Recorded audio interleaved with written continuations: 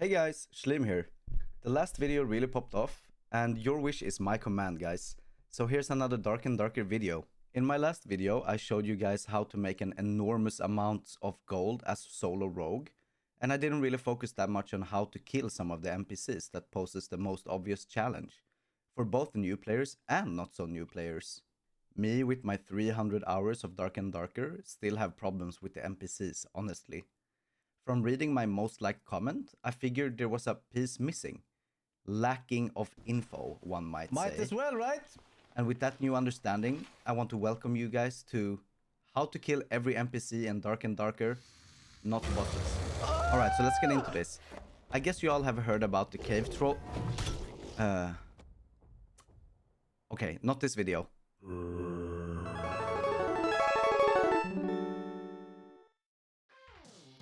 Okay, but before actually getting into any strategies, I want to show you guys some information about the NPCs and which ones we are talking about today. And here they are. Not only are we going to talk about all of these, but in Dark and Darker there are also different tiers of NPCs. Common, Elite, or Nightmare. Or in simpler terms, White, Red, or Black. I am also showing you guys the difference and potential different tactics that come with the tiers. Let's start with the NPCs that are unique to the Goblin Cave. Not the cave troll though. There's really just 3 different unique NPCs in the Goblin Cave, and we will cover them here. But first out, the Goblin Warriors. The Goblin Warriors is a nice new addition to the latest playtest, with some new mechanics introduced. But the first tip I want to give you is about their damage. Rogues especially has trouble in the Goblin Cave because status effects last longer on rogues. And since both Goblin Warriors and Archers has poison on their attack, you can literally get 2-tapped by the Warriors, or with the help of a Death Skull, as you can see in the clip here.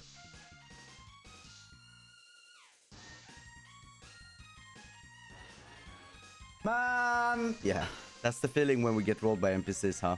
Now, moving on to tip number 2 and the new NPC mechanic they added in the latest playtest. It seems like the Goblin Warriors has the ability to run away when they're getting low on HP. I think its intended mechanic is to run and get help, but the AI doesn't really do that every time. And sometimes they can get in these sneaky hits if you aren't careful enough. So make sure to be ready for that 180 swing if they turn around, and then we move on to its main attacks.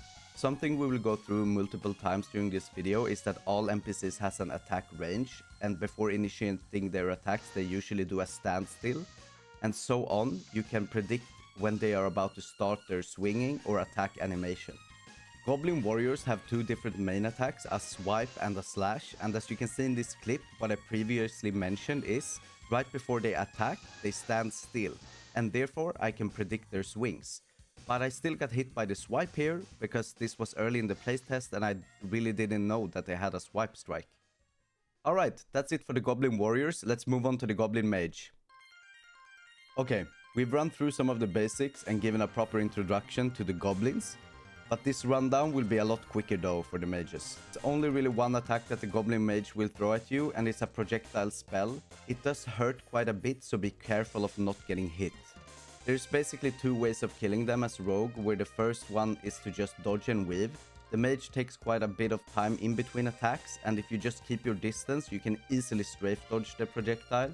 Or the second method, as in the clip, you use their range against them and use cover to dodge their attacks instead. And you should get time enough to run around the cover and stab them to death. Alright, next up are the Goblin Archers. Archers are the most annoying NPCs for me as a rogue in general, and the Goblin Archers sure aren't a letdown. The tactic to use cover or a corner is viable against all range NPCs, but my best tip against specifically Goblin Archers is that if you are within melee range and strafe to your right side around them, their animation is designed so that it makes you harder to hit. And last and not least for the Goblin Cave is the Death Beetle. The Death Beetle has 1 projectile attack, not to get mixed up with its cousin, the giant dragonfly. This guy only shoots 1 shot. And if you're just outside of melee range, you should be able to strafe dodge it pretty easily, just like any other range attack, and then go in for a quick stab in between the attacks. Back out and repeat. Or as in this other clip, you use cover to bait the attack and stab it in between their attacks. Okay, that's it for the Goblin Cave. Let's move to the Forgotten Castle Floor 1 NPCs and how to kill them. And first on the list are these these archers.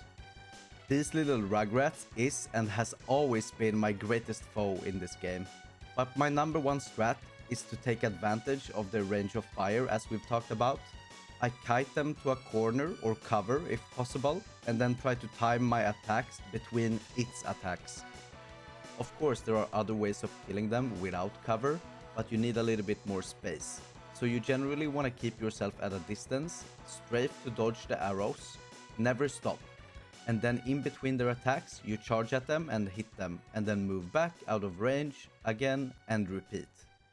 I don't have starter gear in this clip, but if I did, I wouldn't be able to kill them in the first charge. Alright, next on up, spider mummies. This is a quick one. I only really have one tip here against the white spiders. You can just crouch and keep backing up, make sure you are not obstructed behind you and just keep stabbing them. Against the red and black spiders though, a little bit of crouch spamming is necessary since they move quicker and can catch up and bite you. So again, just keep moving and stabbing. Also, you can jump up on the spawners to destroy them without getting hit by the spiders. Be careful so they don't trap you though. Alright, moving on to the zombies. I feel like the zombies are one of the easiest NPCs to kill. The black one can be quite annoying though, since it's really fast and shoots out 2 clouds instead of 1, and they too move fast. Anyhow, these are really easy and you basically just need to kill them as fast as possible. When you reach their attack range the first time, they will start charging up a burp. If you have some good gear on you, you can potentially kill it before it burps. So try to hit the head while it's charging up since it's free damage. If it's still alive, try to predict its attack as we've talked about previously and go in for stabs in between the attacks. Moving on with mummies. I would arguably say that mummies are the easiest NPC in the game to kill. And they are really easy to use themselves against each other. Meaning, if you stack multiple of them, you can make them hit each other and obviously kill them faster. So I would arguably say it's easier to kill multiple of them than to kill them single. Next up, Death Skulls. I remember in the beginning of playing Dark and Darker, I really hated these guys, but now I feel like they are one of the easier NPCs to take care of. They also have a visual cue apart from other NPCs that just stand still before they do their attack animation. Their eyes literally start glowing yellow instead of green. When they turn yellow, you simply strafe one way or the other and they miss. I couldn't find a clip of me fighting a black Death Skull, but they have an extra attack, so stay aware and you have to move again after the first initial attack. Last bug on the list, a giant dragonfly.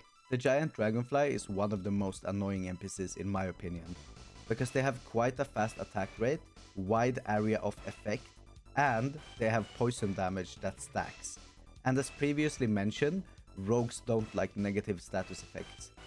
However, the dragonflies have a weakness you can take advantage of. They always shoot from left to right, so try to go in between the attacks on the right side, get behind them to dodge the attack, and you should be able to kill them fast enough before they turn around. Even the red or black ones, and even if you can't, just go in a circle and you should be able to dodge them once again. I didn't expect the giant dragonflies to go so quickly. Let's move on. Skeleton Guardsman.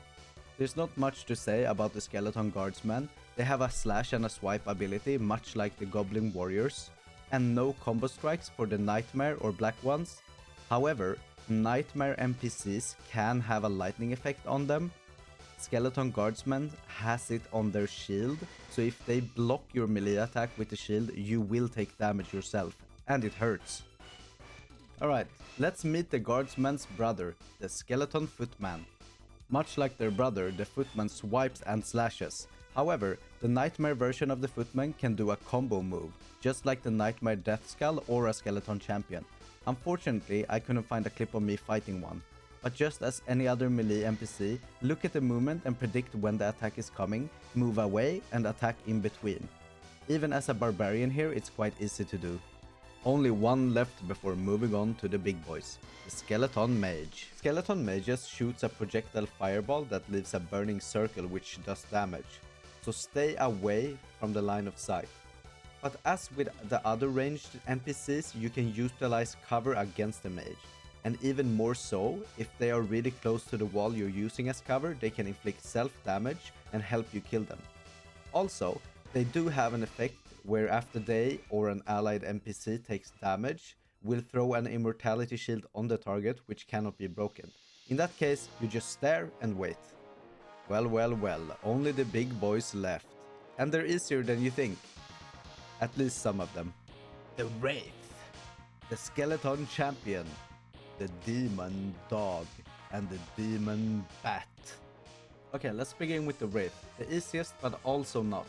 I really didn't want to make this video into how to cheese every NPC in Dark and Darker, but this NPC is too annoying to deal with and too easy to cheese to not do. You can literally do it anywhere, all you need is a bit of a slope or stairs and you can just duck under its attack and hit its feet. This goes for both the Elite Wraith and the normal one. Before talking about the last Inferno NPCs, we have one champion left, the Skeleton Champion. The Skeleton Champion is actually quite easy once you learn his repetitive movement. The champion has 3 different types of swings and can fire them off all in a combo. The combo is not to be afraid of, but encouraged actually, because the last swing of the combo has the longest cooldown before engaging in a new swing. So you can get in most amount of damage if you bait out the whole 3 swing combo. By baiting out the combo, I mean that I've noticed that you can trigger the combo after the first swing if you are within attack range for the second swing. If you are out of range for the second swing, generally he breaks the combo and starts moving towards you instead. Alright, on to the Demon Bat. Okay, I'm going to be honest here. This is the only NPC that I don't have a consistent tactic on. I try to strafe around them while stabbing them like my teammate is doing in this clip, but sometimes I tend to get hit anyways. I just usually avoid this and usually don't need to kill them when I'm doing solo runs anyways. Sorry about that, guys. And now what you've all been waiting for. Those darned demon dogs. It took me a while to learn to kill these boogers, but I have learned the way. What's different between these melee dogs is that they do a lunge attack, where they jump towards you as well, so you shouldn't really treat them as melee, but the same way you would treat the Death Skull that we went through. That is, strafing out of the way instead of backing up, as you can see in the clip. And those, my ladies and gentlemen, are my tips of how to kill every NPC in the game. I hope it will help you and you enjoyed the content. I didn't keep it extremely detailed because the video would have been over an hour long, but I still hope this will help you. Like and subscribe if you want more of this, and if you have any questions, don't be afraid to comment. I respond to the most. See you on my stream. Bye!